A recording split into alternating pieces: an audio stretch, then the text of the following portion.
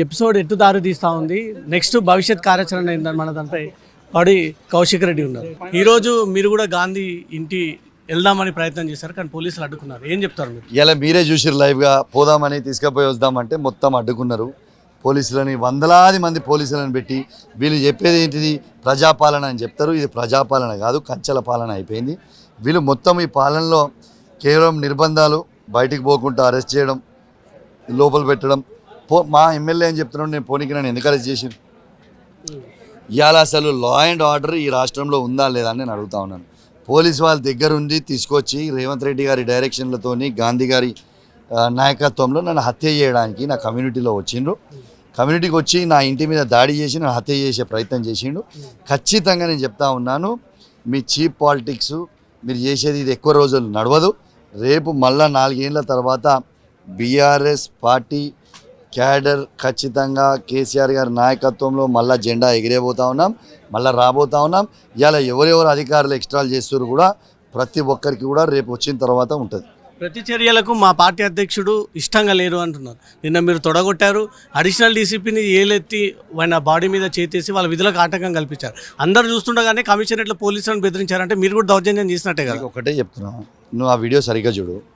నన్ను తను ఎస్పీఆ అడిషనల్ సిపిఆ నాకు కూడా తెలియదు. నేను ఒక ఎమ్మెల్యేని, నేను కంప్లైంట్ని. అసలు మమ్మల్ని ఎందుకు నూకాలా? రెండోది, అదే అడిషనల్ సిపి నన్ను వాళ్ళ హత్య చేసుకొని వచ్చినప్పుడు వాళ్ళు ఎటు పోయారు అంటే నన్ను దగ్గర ఉండి వాళ్ళకి పైలట్ ఎస్కాట్ తీసుకొని వచ్చి మమ్మలను హత్య చేయమని చెప్పి వాళ్ళని లోపలికి పంపి అందరి శాంతి భద్రతలకి ఇబ్బంది పెట్టి ఇవాళ ఏం చేద్దామనుకున్నారు వాళ్ళు. ఇవాళ మేము ప్రతిదాడులు చేయడం అనేది నిజంగా చేయాలనుకుంటే కేవలం హైదరాబాద్ బ్రాండ్ ఇమేజ్ కవర్ కావద్దు, ప్రజల ప్రశాంతత పొడగొట్టొద్దు.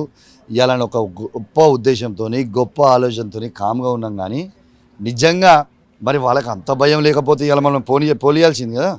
మరి మొత్తం పోలీసులను పెట్టి మన తెలంగాణ వ్యాప్తంగా ఉన్న మా బీఆర్ఎస్ పార్టీ కార్యకర్తలు ఎందుకు అరెస్ట్ చేసిరు, నన్ను ఎందుకు అరెస్ట్ చేసిరు, మా మాజీ మంత్రులను ఎందుకు అరెస్ట్ చేసిరు, మా ఎమ్మెల్యేలను ఎందుకు అరెస్ట్ చేసిరు, మా ఎమ్మెల్సీలను ఎందుకు అరెస్ట్ చేసిరు. ఖచ్చితంగా దీన్ని మేము వాళ్ళకి బాధ్యత లేదు కావచ్చు, కానీ మాకు బాధ్యత ఉంది. కేసీఆర్ గారి నాయకత్వంలో ఖచ్చితంగా మా హైదరాబాద్ బాగుండాలని కోరుకుంటున్నా. ఖచ్చితంగా బాగుంటుంది. Thank you. బీఆర్ఎస్ పార్టీ అని చెప్తున్నాడు, కానీ కాంగ్రెస్ ఎమ్మెల్యేలు వాళ్ళ ఇంటికి వస్తున్నారు.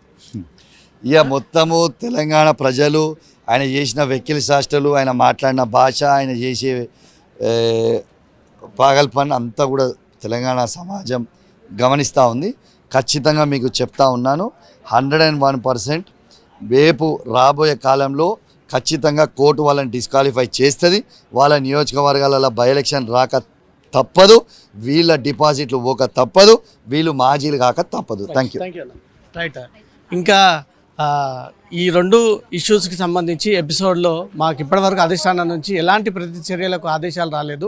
ఆ రకంగా మేము ఆలోచించలేదు. హైదరాబాద్ బ్రాండ్ కాపాడడం కోసం మేము శాంతియుతంగా ఉంటున్నామంటూ కూడా పడి కౌశిక్ రెడ్డి అంటున్నారు. కెమెరా పర్సన్ సాగర్తో రవితేజ, జీ న్యూస్.